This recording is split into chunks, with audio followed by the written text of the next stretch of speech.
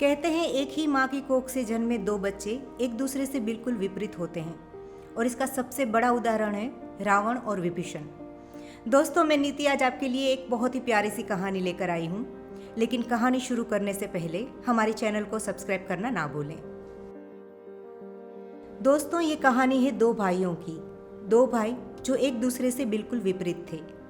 एक भाई जो बहुत ही अच्छा था, बहुत ही सभ्य था, पैसे वाला भी था, वेल एजुकेटेड था, उसके मुंह से हमेशा अच्छी बात ही निकलती थी। जबकि दूसरा भाई उससे बिल्कुल अलग था।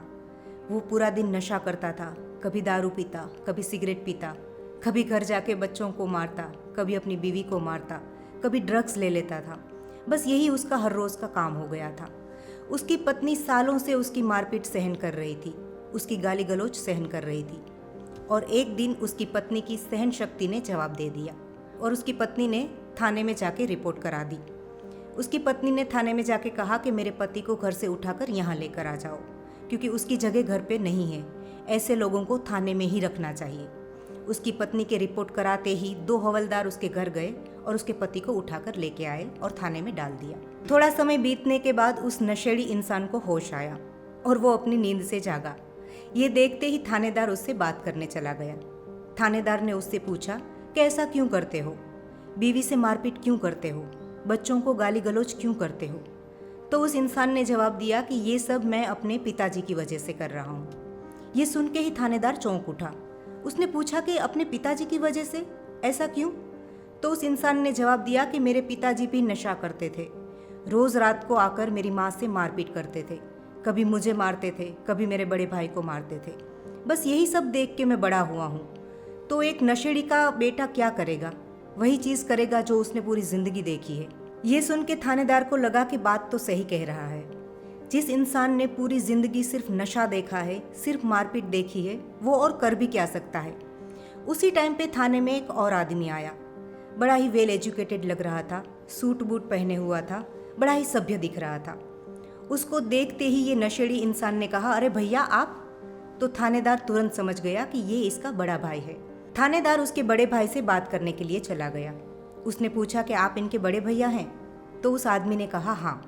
तो थानेदार ने पूछा कि आप तो बड़े ही वेल एजुकेटेड दिख रहे हैं, रईस भी दिख रहे हैं, सक्सेसफुल लग रहे हैं, तो आपकी सक्सेस का कारण क्या है। तो उस आदमी ने कहा कि मेरी सक्सेस का कारण मेरे पिताजी हैं।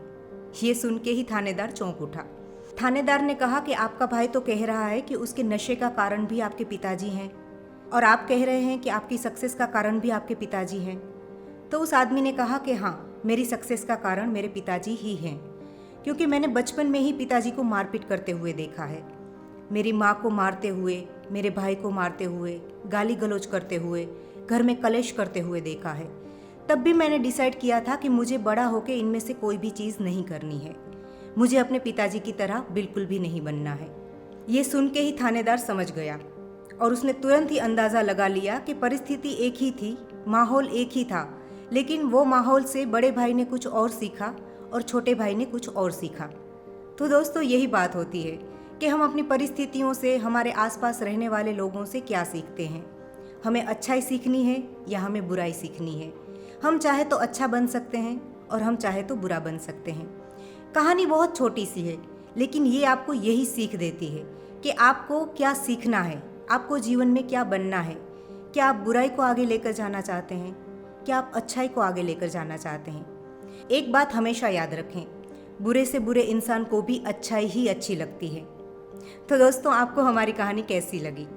अगर आपको हमारी कहानी अच्छी लगी तो हमारे चैनल को सब्सक्राइब करना ना भूलें और हमारे वीडियो को अधिक से अधिक लाइक और शेयर करें।